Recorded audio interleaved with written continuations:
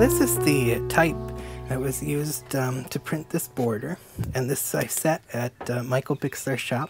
This is all type that he's cast at his foundry. And these ornaments are known as the Grenjon 6-piece or Antwerp arabesque, and they're called arabesque because they are influenced or inspired by Arab designs. And they're called 6-piece because there are actually 6 separate designs that make up this unit. And they were designed in the 1500s by Robert Grenjon, who was actually the guy that cut the type for Garamond. I think probably we've all seen Garamond on our computers, so we can think back to Robert Grenjon. Although most of the Grenjon typefaces on the computer actually misattributed. But a few of them, I believe Adobe Garamond Pro is based on original Garamond. And the interesting thing too about this pattern is when Grenjon designed it, he designed it to be used solely in an all-over pattern. And shortly after, people started rearranging them into different configurations. And I'll show you the original pattern.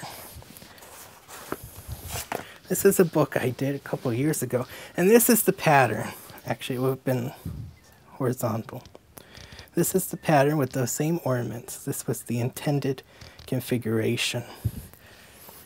But immediately people started rearranging them into different designs. And what I've done here, so there's even more variation, is I've modified a number of these ornaments with either a saw or a graver. So like these little leaves here are actually part of this ornament here, and I've sawed off everything I don't want. These little ornaments here are the same as these in the corner, but I've used a graver to just knock off the little part I don't want. And that just allows me to get a much more refined design. So even though they've been arranged and rearranged in countless ways since the 1500s, it seems like there's still a tremendous amount of possibility. And here we have a piece of type. This is a really large piece of type. This actually was not cast by Michael. It's an older piece. But I just wanted to explain some of the parts of the piece of type. This is actually 120 point, which is pretty unusual and pretty rare. Not much of it was made. But because it's so large, it's easy to see the details. This part of the type is known as the body. Pretty self-explanatory. And then the part of the letter that actually prints is known as the face. So this is the face of the A. And this piece of type was actually I modified as well for a book. It was solid, but I carved this line into it to lighten it up. I also took a little bit of metal off the serifs. One of the things people don't realize is metal type is mostly lead. It's also contains tin and antimony. The tin allows it to flow nicely as well as giving it some strength. And the really kind of interesting part is the antimony. You know, when people talk about what a breakthrough Gutenberg's press was, I say, well, the press is interesting and all, but how did he figure out how to cast the type? That's the real mystery to me.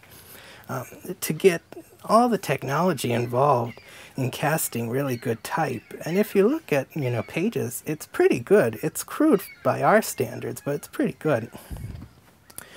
The amazing thing about the antimony is, like water, as it cools or freezes, as this would be like frozen metal, is it forms a crystalline structure and actually expands.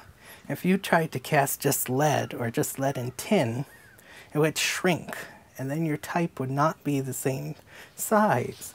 If your type's not all the same height, the height would be from the bottom here to the top of the face. All type is 0.918 inches high, at least in the US. It's different in some European countries. If it's off by just a few 10,000ths of an inch, one of the letters won't print. So that's really critical that they're all the same, and the antimony is kind of the magic thing that makes sure you get perfect type every time. And I don't know how he figured that out, but that's kind of interesting.